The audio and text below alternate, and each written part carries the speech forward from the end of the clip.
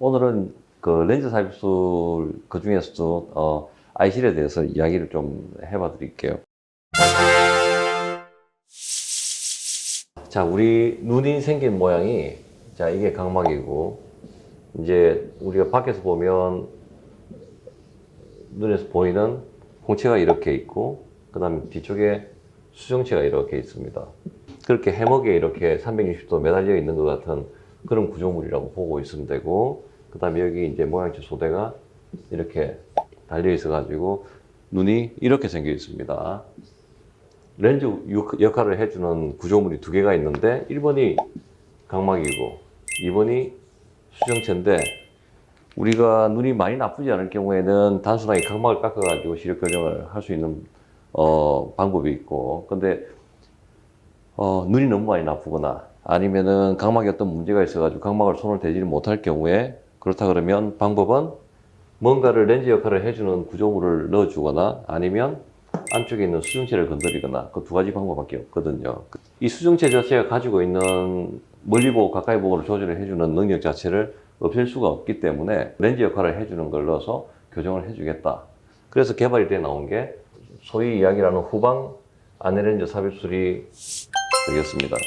자, 근데 이제 후방 안내렌즈 삽입술을 일반적으로 많이 걱정을 하는 부분들이 뭐냐 그러면, 자, 첫 번째, 20대부터 시작을 해가지고 렌즈를 넣어주는데, 그럼 우리가 평균 수명이 보통 80까지 기본적으로 산다라고 보면, 이 렌즈를 넣어줬을 때 50년 이상 렌즈가 눈에서 아무 문제를 유발시키지 않고 있을 수 있을 것이냐, 그런 부분들이었는데, 지금 2003년, 2002년, 3년 이럴 때부터 이제 활발하게 우리가 이 렌즈 삽입술을 시작을 해왔고, 지금은 이제 중간에 홀이 있는 렌즈로 다시 업그레이드가 되어 있는 상태인데, 그 이후부터 지금 한 20년 가까이 시간이 지났는데 특별하게 그런 문제가 없고, 이 렌즈의 재질 자체가 돼지 콜라겐을 이용한 합성 물질이기 때문에 신체 친화력이라든지 생체 친화력이 굉장히 높아서 이 렌즈를 장기간 넣어 놓더라 그래도 사실 눈에서 어떤 문제를 유발시키거나 이러지는 않습니다. 자, 그러면 이 렌즈 삽입술을 해줬을 때 그럼 어떤 문제가 생길 수 있을 것이냐라는 부분들이 있어가지고, 자, 그럼 렌즈를 결정을 해주는 부분에 있어가지고 제일 중요한 부분들 몇 가지를 먼저 살펴보게 되면, 첫째, 뭐 도수. 렌즈 도수를 어떻게 결정을 해줄 것이냐. 정해져 있는 제대로 검사를 하고, 이렇게 렌즈 도수를 결정을 하는 프로그램에 데이터를 입력을 하면 사실 크게 문제가 되지는 않습니다. 그런데 더 중요한 부분들이 뭐냐 그러면 렌즈의 크기를 어떻게 정할 것이냐가 사실은 제일 중요한 부분들이 됩니다. 렌즈의 크기는 그러면 어떻게 있습니까? 쉽게 이야기를 해서 대중소가 있어요. 렌즈는 크기가 여기서부터 여기까지의 길이를 가지고 대중소 세 가지가 만들어져 있는데, 그러면 우리가 눈이 그 크기에 따라 가지고 대중소 세 개 중에서 하나를 선택을 해가지고 수술을 하게끔 되어 있습니다. 자, 근데 이 크기 자체가 굉장히 중요하다고 생각을 하는데, 두 가지가 있어요. 부작용은 백내장이나 녹내장이 생길 가능성이 있습니다. 이 크기와 백내장이나 녹내장이 바로 직결이 되기 때문에 크기를 어떻게 결정을 하느냐가 되게 중요한 부분들이 있고, 백내장은 두 가지 때문에 생길 수 있어요. 첫 번째는 렌즈를 이렇게 넣어줬을 때 뒤쪽에 있는 수정체랑 가령 마찰이 나거나 부딪히거나 이런 부분들 때문에 생기는 외상성 백내장이 생길 수가 있는 부분들이고, 첫 번째. 두 번째는, 자, 이 수정체가 숨을 쉬어야 되는데, 그래서 활발한 대사 활동을 해야 되는데, 이 수정체가 숨을 쉬기 위해 가지고는 눈 안쪽에는 물이 차 있거든요. 물 순환이, 여기 있는 물이 이렇게 순환이 잘 되도록 그런 목적으로 렌즈의 크기가 어느 정도는 확보가 돼야 된다라는 부분들이 있습니다. 자, 근데 사실은 두 가지 부작용 중에서 더 무서운 부작용이 뭐냐 그러면 녹내장입니다. 녹내장이 생기는 이유는, 자, 이 렌즈가 크기가 지나치게 크게 되면 어떤 문제가 생기냐 그러면, 지금 보시면 이런 식으로 렌즈가 앞에 구조물들을 미는 상황들이 벌어집니다. 렌즈가 크면 앞쪽에 있는 전체적인 구조물 자체가 이 렌즈의 모양에 따라 가지고 이렇게 밀려버리는 상황들이 되고, 그래서 렌즈를 만약에 자기 눈보다 지나치게 크게 넣거나 이랬을 때는 녹내장의 위험이 커지기 때문에, 근데 문제는 녹내장은 병이 진행이 되는 것 자체를 자기가 인지를 하지를 못해요. 제일 우리가 걱정을 하고 이제 겁을 내는, 두려워하는 부작용들이 되는 거고, 그래서 이 녹내장이라는 부분들을 예방을 하기 위해 가지고, 그런 부분들이 생기는 걸 최소화하기 위해 가지고 렌즈 사이징이라는 부분들에 대해서 굉장히 신경을 많이 쓰고 있습니다. 그래서 이 크기를 이제 어떻게, 그러면 자기 눈에 맞는 크기를 잘 정할 수 있습니까? 라는 부분들인데, 그냥 밖에서 우리가 외관상으로 확인을 할 수 있는 크기는 이 전체 눈의 크기 정도밖에는 확인을 할 수가 없어요. 그래서 바깥 안쪽에 있는 구조물의 크기를 확인을 하기 위해 가지고 초음파를 이용을 해 가지고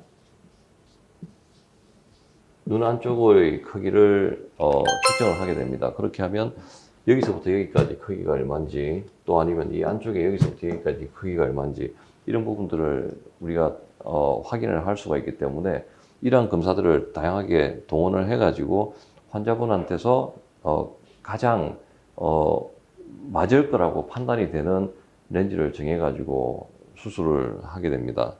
이전에 있는 렌즈는 그냥 이렇게 소프트 렌즈로 따지면 렌즈의 크기가 이제 렌즈가 이렇게 모양이 이렇게 생겨 있다고 치면 렌즈가 이렇게 생겼단 말이죠.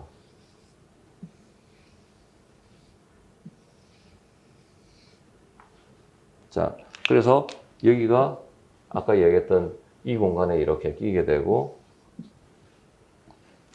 여기를 통해 가지고 우리가 물체를 보게 되는 그런 구조가 생겨 있는데, 그래서 예전의 렌즈 같은 경우에는 이렇게 판으로 되어 있기 때문에 물이 만들어지더라도 새 나올 구멍이 나중에 여기가 렌즈가 막아버리면 없으니까 어떻게 하냐 그러면 여기다가 이렇게 홍채 성형술이라고 해가지고 구멍을 내줍니다. 그러면 여기가 이 길 자체가 막혔다 하더라 그래도 물이 이리로 빠져나가가지고 하수구로 빠져나갈 수 있는 루트가 있기 때문에 안압 올라가는 부분들을 막기 위해 가지고 홍채 성형술이라는 부분들이 반드시 필요했던 부분들이죠. 그런데 이제 지금 나와 있는 렌즈는 이렇게 렌즈에 구멍이 나 있어요. 5개가. 그래서 홍채 성형술을 하지 않더라 그래도 이 렌즈에 나 있는 구멍을 통해 가지고 물이 순환이 되는 그런 구조를 가지고 있고, 첫 번째. 자, 이제 렌즈를 넣어놨단 말이죠. 네. 이렇게. 자, 근데 구멍이 아까 얘기한 것처럼 가운데 하나, 양쪽 옆에 하나, 끝에 하나씩. 자, 그럼 물은 어떻게 흘러갑니까? 자, 분수처럼 이렇게 흘러가게 되겠죠. 안쪽에 들어와 가지고, 자, 그래서 끊임없이 물이 이렇게 순환이 되는 거죠. 마찬가지로 이렇게 계속 이렇게 순환이 되는 거죠. 그래서 물의 순환이 구멍을 통해 가지고 잘 이루어지기 때문에 수정체가 숨을 쉰다든지 대사를 하는 부분에 있어 가지고 특별한 문제가 없습니다. 그렇기 때문에 기존의 렌즈 삽입술에 비해 가지고 백내장이나 이런 것들이 생길 수 있는 가능성이 거의 없다라고 이야기를 합니다. 실제 우리가 수술을 해놓고 나서 기량형 홀이 있는 아쿠아 ICL을 수술한 이후에 백내장이 생긴 환자는 못 본 것 같아요. 그래서 지금 상당 부분은 도수가 높은 환자들에서 가령 백내장이라든지 또 아니면 렌즈 사이즈를 잘 결정을 하면 녹내장이 생길 수 있는 가능성도 거의 없기 때문에 이런 부분들은 잘 검사를 하고 수술을 자기 눈에 맞는 렌즈를 삽입을 했을 경우에 크게 문제가 걱정은 안 해도 되는 부분들이 아닐까라는 생각이 듭니다. 이게 이제 렌즈 삽입술을 해줄 때 제일 많이 걱정을 하는 부분들에 대한 전반적인 개요인 부분들입니다. 지금부터는 많이 궁금해 하시는 부분들에 대해 가지고 다시 설명을 해 드릴게요.